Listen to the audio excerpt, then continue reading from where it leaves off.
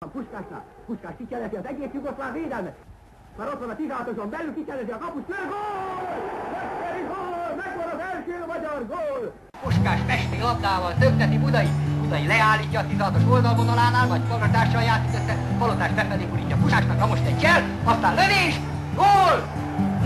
3-0, megszületett tehát a nagy győzelem. Budainál van egy pillanatban a labda. Közeli helyeken, dombokon, hegyeken, kibelezett kőbányák üregében.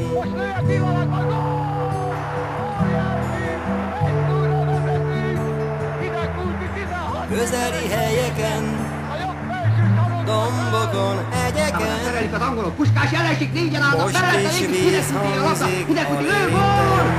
Bravo, micsoda gól! Budai annál inkább rámegy. Utána nyargal a labdának és a magyar térfélen. Itt ül az idő a nyakamon, kifogy az út a lábam alól.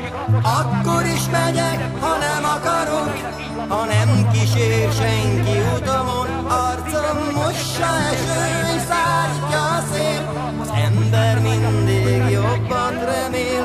Porból lettem, s porrá leszek, félek, hogy a ködbe veszek. Ez a remek magyar játékos megurítja Puskásnak. Puskás egyet fordul vele, egy csel csinál, bevágja középre, Kocsis fejel, a bal kapufáról vágódik ki a labda, micsoda bal szerencse. Magyar játékosai azonban rajta vannak a labdát. Újra Bozsik elé kerül, Bozsik lő, gól! Óriási, csodálatos gól! Tovább eléggé kényelműen Tibornak, de végig Tibor élet a labda. Tibor a jobb pászét helyén van, utána a jobb késő posztjánat pillanatban van. Közeli helyeken, dombokon, hegyeken, kibelezett kőbányák üregében.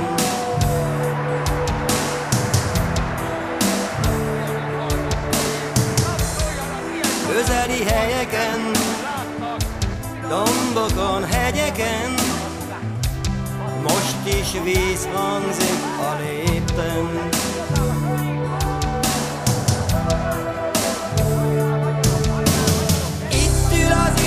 A nyakamon, kifogy az út a lábam alól.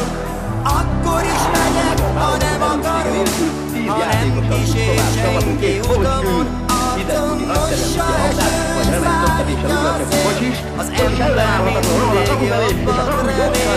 Porból lettem, s porrá leszek, félek, hogy a ködbe veszek. Onnan idegkutyi ott kerül a labda, majd ismét Tóth kettőjé, és délsebes jobbkésőnk lövése nyomán hezedszer vesztül a német háló. És villámsebesen rohan a labdával. Rohan, már ott van a 16-os oldalonál, egy csel, és Kocsis lábáról a hálóba röppen a 8.